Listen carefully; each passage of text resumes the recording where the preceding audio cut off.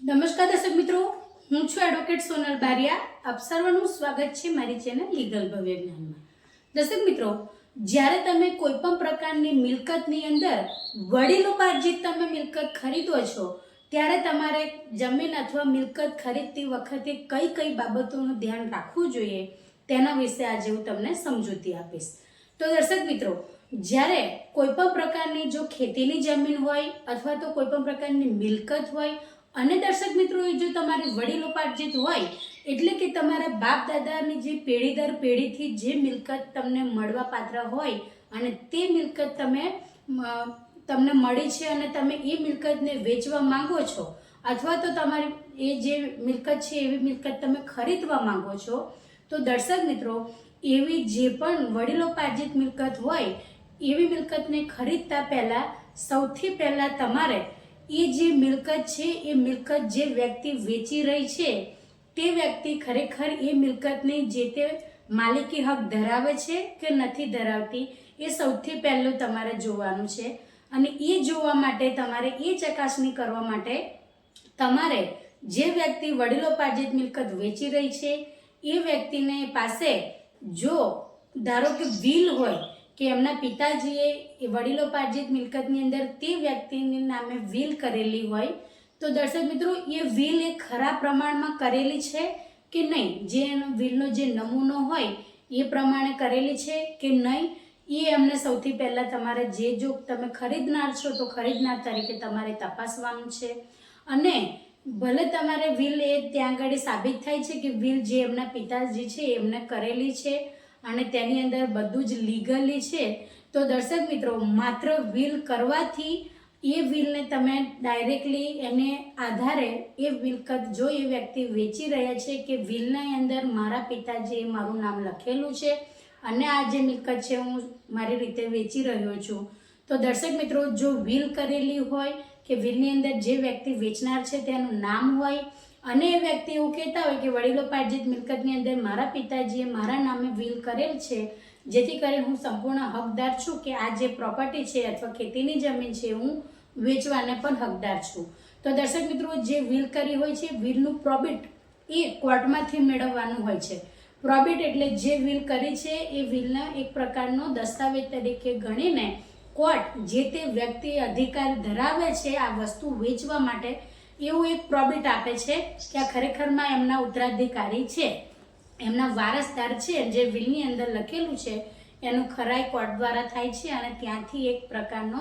ચુકાદા જેવું તમને ત્યાંથી લખાણ આપશે કે આ જે વિલ છે એ વિલ બરાબર છે, તો એને કહેવાય છે પ્રોબિટ. તો જ્યારે પણ કોઈ વ્યક્તિ જો તમારી જોડે વડીલોપાર્જિત મિલકતને વેચાણ કરવા માંગે અને તમે ખરીદી કરો છો તો સૌથી પહેલાં વિલના દ્વારા જો થતું હોય તો દર્શક મિત્રો તમારે વિલની સાથે સાથે પ્રોબિટની પણ ચકાસણી કરવાની રહેશે. તે ઉપરાંત જો વિલની અંદર કોઈ વ્યક્તિઓના નામ ના લખ્યા હોય અને એમના સિવાય જે વ્યક્તિ વેચનાર છે મિલકત એમના સિવાય બીજા ભાઈ બહેન હોય તો એમનું એનઓસી લેવું આવશ્યક છે, કારણ કે જો તમે મિલકત ખરીદી લીધી અને ત્યારબાદ તેમના ભાઈ બહેન છે એમણે એવું દર્શાવ્યું કે જો વિલની અંદર મારા પિતાજીએ અમારા નામ નથી લખ્યા પરંતુ આ વડીલોપાર્જિત મિલકત છે જેથી કરીને અમે પણ સંપૂર્ણપણે અમારા ભાગ પૂરતા અમે અધિકાર ધરાવીએ છીએ, તો જો તમે એ મિલકત ખરીદી લેશો તો દર્શક મિત્રો તમારે આગળ જતા તકલીફમાં મુકાઈ શકો છો. એટલા માટે જેટલા પણ બીજા ભાઈ બહેન હોય તો એ લોકોનું સંમતિપત્ર એટલે કે એનઓસી પણ લઈ લેવાનું કે એની અંદર તમારે અમારે કોઈ પણ પ્રકારનો ભલે અમારો અધિકાર છે તો અમારો અધિકારનો અમને મળી ગયેલ છે અથવા તો આ જે સંપત્તિ છે એ જે વેચનાર વ્યક્તિ એમના ભાઈ બહેન કે દીકરા દીકરી થતા હોય જે પણ થતા હોય તો એમને પૂર્ણ અધિકાર છે કે તમે મિલકત વેચી શકો છો, તો એ રીતના ભાઈ બહેનનું એનઓસી પણ લઈ લેવું એ આવશ્યક છે. તે ઉપરાંત મિલકત ક્યાંથી આવી છે, કોના દ્વારા મળી છે, તો મિલકતનો થોડો આગળનો રેકોર્ડ્સ પણ જોઈ લેવો. દર્શક મિત્રો જો ખેતીની જમીન હોય તો ખેતીની જમીનની અંદર જે વિલ કરનાર વ્યક્તિ છે તેમનું અંદર નામ હતું પણ તે સિવાય 7/12 ની અંદર બીજા કયા કયા વ્યક્તિઓના નામ છે એ પણ જોઈ લેવું આવશ્યક છે. જો દર્શક મિત્રો 7/12 ની અંદર બીજા અરજદારોના નામ હોય અને તે લોકો જો ખેતીની જમીન છે તો ભલે વડીલોપાર્જિત છે તો એક વ્યક્તિ વેચવા માંગે છે અને બીજા લોકો વેચવા નથી માંગતા, તો આ જે વ્યક્તિને વિલ દ્વારા જો જમીન મળેલ હોય તો તો એ એના હિસ્સાની જમીન વેચી શકે છે. તો એના હિસ્સાની જમીન વેચવા માટે પણ 7/12 અંદર જેટલા અરજદારો હોય એ બધાનું એનઓસી એટલે કે સોગંદનામું લઈ લેવાનું, કે એમને ન વાંધાનું પ્રમાણપત્ર પણ કહી શકાય એનઓસી એટલે. તો દર્શક મિત્રો, જેટલા અરજદાર છે અરજદારની પણ સાઇન લેવાની અને એ લોકોનું પણ સંમતિ પત્રક લઈ લેવાનું કે આ જે ખેતીની જમીનની અંદર અમારા જે પણ કાકા અથવા પિતા હતા તો એ અવસાન પામ્યા છે અને એમને વિલ દ્વારા આ જે વ્યક્તિ છે તેમને પણ એમનો હિસ્સો આપવાનું કહેલ છે. તો એમના હિસ્સાની જમીન એ વેચી શકે છે અને તેની માટે અમે પણ સહમતિ આપીએ છીએ, અમને કોઈ જ વાંધો નથી. તો એ રીતનું જો 7/12ની જમીન ખરીદતા હોય ને વડીલોપાર્જિત હોય તો એ રીતના બાકીના જેટલા અરજદાર છે તેમની સહી કરી તેમનું સંમતિપત્ર પણ લઈ લેવું જોઈએ, જેથી કરીને આગળના ભવિષ્યમાં કોઈ પણ પ્રકારની મુશ્કેલી ના આવે. દર્શક મિત્રો, દરેક વ્યક્તિની સંમતિ સાથેનો એમના જે ડોક્યુમેન્ટ છે એ ચેક કરી લેવા, કારણ કે ક્યારેક એવું પણ બને કે જે વ્યક્તિનું અરજદાર તરીકે અંદર નામ ન હોય પરંતુ એ વ્યક્તિ ખોટા પુરાવા રજૂ કરીને પણ અરજદાર બની જતા હોય છે અને પછી આ રીતના ખોટી રીતે જમીનનું વેચાણ થઈ જાય અથવા મિલકતનું વેચાણ થઈ જાય, પછી પાછળથી કોઈ નવા જ એવું કહે વ્યક્તિ કે ભાઈ આ તો જે મિલકત છે તો ખરેખરમાં મારી છે અને મારી સાથે પણ આ પહેલાં વેચી ચૂક્યા છે, એટલે એ જે પ્રોપર્ટી છે એનું સબ રજિસ્ટ્રારની જે સબ રજિસ્ટ્રારની જે કચેરી હોય ત્યાં આગળ જઈને તમે એનું ક્રોસ ચેકિંગ પણ કરી શકો છો દર્શક મિત્રો, કે આ મિલકતને પહેલાં વેચવામાં તો નથી આવી ને એ રીતના. અને જે મિલકતની અંદર જે વ્યક્તિનું નામ બોલાઈ રહ્યું છે, જે વ્યક્તિના નામે મિલકત છે એ વ્યક્તિ હયાત હોય તો તેમનું પણ દરેક પ્રકારના જે ડોક્યુમેન્ટ છે એ તપાસવા આવશ્યક છે,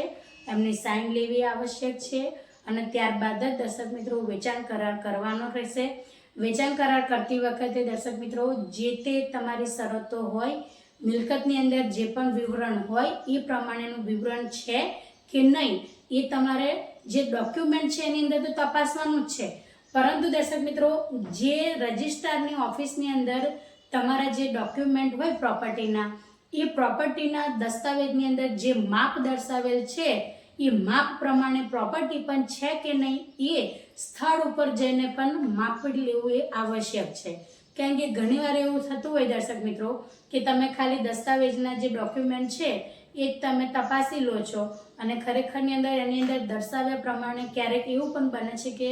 જે પ્લોટ હોય છે કે ખેતર હોય છે કે કંઈ પણ ઘર હોય છે એનું જે માપ હોય છે એ કમ્પ્લીટ એટલું નથી હોતું, થોડું ઘણું વધારે ઓછું હોય તો ચાલી જાય, પરંતુ દર્શક મિત્રો એની અંદર ઘણી બધી મિસ્ટેકો હોય અને બધું જ વેચાણ કરારના બધું જ તમારો જે ડોક્યુમેન્ટ છે રજિસ્ટર પણ થઈ જાય તો દર્શક મિત્રો એવા સંજોગોમાં તમે પછી આગળથી તમે એની અંદર કમ્પ્લેન કરો તો તમારી ઉપર જે તે કાર્યવાહી તો તમે જે કરવી શકો છો, પરંતુ એની અંદર તમે આગળ મુશ્કેલીમાં એ મુકાઈ જાઓ કે જે તે સમયે તમારે કોર્ટમાં પણ જવાબ આપવાનો હોય તો એટલું તો તપાસમાં તમને જણાવે કે જે તે સમયે તમે પ્રોપર્ટીને જોવા ગયા છો ત્યારે તમે માપણી નથી કરી તો તમે તો ના જ કહેવાના છો ને, કારણ કે તમને ખબર જ ના હોય. એટલે જ્યારે પ્રોપર્ટીનું ખરીદ વેચાણ થાય છે દર્શક મિત્રો ત્યારે ગમે એટલા ભરોસાપાત્ર વ્યક્તિ હોય પરંતુ જ્યારે પ્રોપર્ટીને તમારે ખરીદવી હોય તેવા સંજોગોમાં એનું પ્રેક્ટિકલી માપણી કરી લેવી એ આવશ્યક છે જ્યારે વેચાણ કરાર કરો છો તેના પહેલાં, જેથી કરીને એની અંદર કોઈ પણ મિસ્ટેક હોય તો વધારે ઓછું હોય તો એની અંદર તમે સુધારો કરીને લખી શકો છો, તો એ પ્રમાણેનો પછી તમારે જે તે શુલ્ક આપવાનું હોય છે, બરાબર છે, એ પ્રમાણે જે તે તમારા પૈસા આપવાના હોય છે એ રીતે તમે આપી શકો છો. તો દર્શક મિત્રો જ્યારે પણ વડીલોપાર્જિત મિલકત હોય એ પછી ખેતીની હોય કે પ્રોપર્ટી હોય કે મિલકત હોય કે કંઈ પણ હોય તો એ ખરીદતા પહેલાં તમારે આટલી બાબતોનું અવશ્ય ધ્યાન રાખવું એ આવશ્યક છે. તો દર્શક મિત્રો આજના માટે આટલું જ. જો વિડીયો સારો લાગ્યો હોય તો તેને લાઈક કરજો, શેર કરજો અને ચેનલને સબસ્ક્રાઈબ કરજો. જય હિન્દ, જય ભારત.